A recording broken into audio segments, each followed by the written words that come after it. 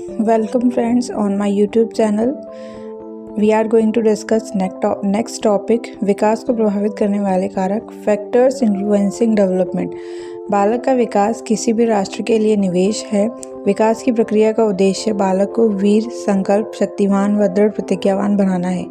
यहाँ पर यह कह रहा है कि बालक का जो डेवलपमेंट जो प्रोसेस है उसको इफ़ेक्ट करने वाले बहुत सारे कारक होते हैं, उनके बारे में हम यहाँ पर पढ़ेंगे। और जो डेवलपमेंट है वो एक प्रोसेस है, उसका जो मोटो होता है, उसका जो उद्देश्य होता है, ऑब्जेक्टिव होता है, वो किसी भी बच्चे को वीर बनाना होता है, यानी कि करेज होना चाहिए, उसमें संकल्प शक्ति होनी चाहिए, दृढ़ प्रतिज्ञावान होना चाहिए, यानी कि उसका जो है फिजिकली और मेंटली जो है वो बहुत ही स्ट्रांग होना चाहिए।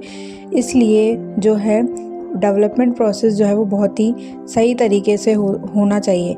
और इसी डेवलपमेंट प्रोसेस को इफ़ेक्ट करने वाले बहुत सारे कारक जो हैं वो हम यहाँ पर देखेंगे। पहला कारक आता है बुद्धि।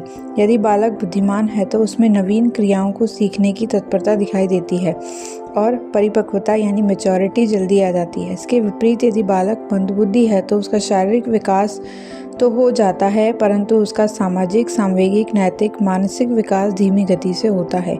सांवेगिक अर्थात इमोशनल। यहाँ पे ये कह रहा है कि बालक जो है अगर इंटेलिजेंट है, जन्म से ही अगर वो इंटेलिजेंट है, यानी उसमें नई नई क्रियाओं को सीखने की तत्परता दिखाई देती है, तो उसमें मैच्योरिटी लेवल जो है वो बहुत ही जल्दी बढ़ जाता है, उसमें मैच्योरिटी बहुत जल्दी आ जाती है।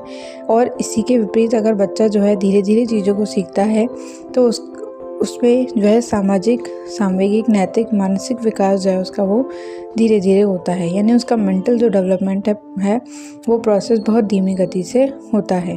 फिर आता है लिंग अर्थात जेंडर। जन्म के समय लड़के लड़कियों से आकार में बड़े होते हैं, किंतु लड़कियों की अभिवृद्धि तेजी से होती है। अपेक्षाकृत लड़कों की परिपक्वता मानसिक व शारीरिक दोनों रूप में लड़कों की अपेक्षा शीघ्र आती है।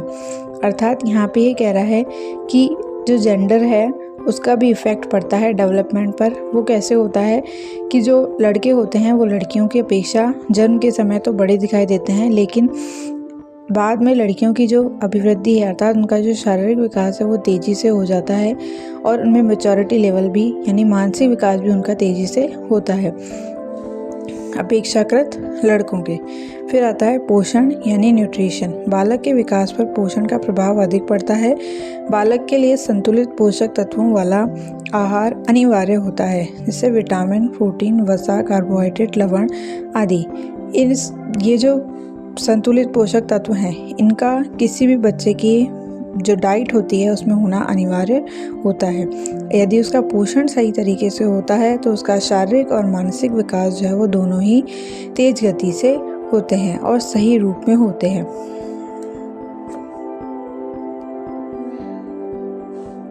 नेक्स्ट पॉइंट है शुद्ध वायु एवं प्रकाश, फ्रेश एयर एंड लाइट। जीवन के प्रारंभिक दिनों में बालक को शुद्ध वायु तथा प्रकाश की अनिवार्य आवश्यकता होती है। इसके अभाव से शरीर अक्षम हो जाता है।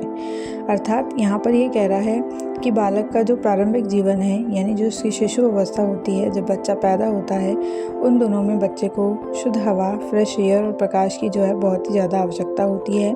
वो उसके लिए अनिवार्य होता है। इसीलिए जो है बच्चों को शुरुआती दिनों में धूप दिखाई जाती है ना।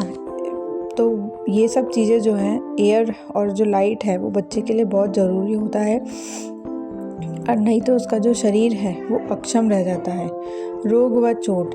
कभी कभी बच्चों के सिर या शरीर पर किसी तरह की कोई चोट लग जाती है तो बालक का शारीरिक और मानसिक विकास जो है वो अवरुद्ध हो जाता है।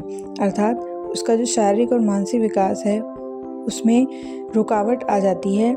किसी तरह की कोई इंजरी हो जाती है या उसके शरीर पर कोई चोट लग जाती है तो बच्चे का शारीरिक यानी फिजिकल और मेंटल डेवलपमेंट जो है वो इफ़ेक्ट करता है। फिर आता है प्रजाति यानी स्पीसीज। प्रजाति तत्वों का प्रभाव बालक के विकास पर देखा गया है। मनोवैज्ञानिक हरलॉक ने इस बात की पुष्टि नहीं की, किंतु जुंग ने प्रजाति प्रभाव को बालक के विकास पर महत्वपूर्ण माना है। उदाहरण के तौर पर भूमध्य सागरीय तट पर रहने वाले बालकों का शारीरिक विकास शेष यूरोप के बालकों की अपेक्षा शीघ्र होता है। फिर आता है संस्कृति, कल्चर, समाज, सोसाइटी, विद्यालय, स्कूल। बालक जिस तरह की संस्कृति समाज में रहता है उसका प्रभाव बालक के विकास पर दिखाई देता है। उच्च मूल्य, नैतिकता, ईमानदारी, साहस आदि गुण उसे समाज से मिलते हैं। जिस तरह की मान्यताएं समाज में होती हैं उसी तरह का बालक का विकास होता है।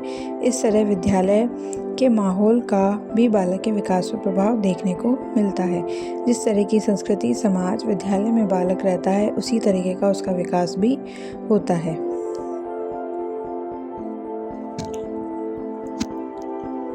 पारिवारिक पृष्ठभूमि, फैमिली बैकग्राउंड। यदि परिवार आर्थिक रूप से संपन्न है और खुले विचारों वाला है तो बालक भी स्वस्थ और खुले विचारों वाले होंगे।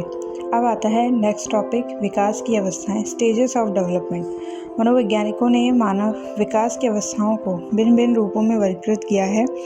हरलॉक के अनुसार विकास की अवस्थाएं दी गई हैं। यहाँ पर ये कहा जा रहा है कि जो अलग अलग मनोवैज्ञानिक हैं उन्होंने विकास की अलग अलग अवस्थाओं को बताया है।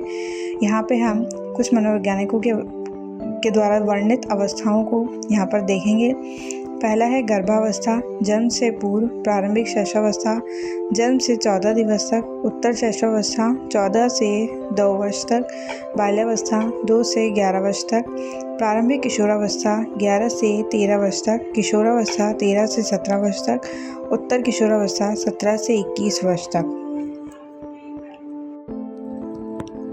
एरिक एरिक्सन के अनुसार शैशवावस्था जन्म से 18 वर्ष तक, बाल्यावस्था 2 से 3 वर्ष तक, विद्यालयी अवस्था 3 से 5 वर्ष तक, विद्यालयी अवस्था फिर से दिया है 6 से 11 वर्ष तक, यानी कुल विद्यालयी अवस्था वो 3 से 11 वर्ष तक है अकॉर्डिंग टू एरिक एरिक्सन।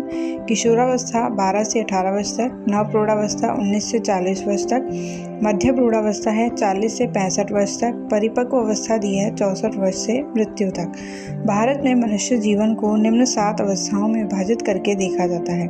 अब यहाँ पर हम भारत में के बारे में पढ़ेंगे कि भारत में मनुष्य जीवन को किस तरीके से देखा गया है, यानी हमारे जो ग्रंथ दिए गए हैं या जो हमारे वेद हैं उनके अनुसार जो है, या भारतीय शास्त्रों के अनुसार हम देखेंगे कि भारत में जो है किस तरीके से मनुष्य जीवन को विभाजित किया गया है।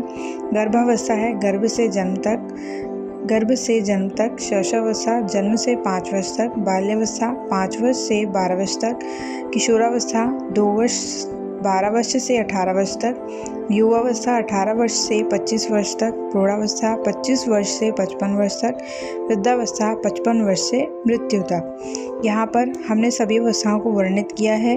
अब हम इसके आगे जो है इन अवस्थाओं को डिटेल में अलग अलग तरीके से पढ़ेंगे।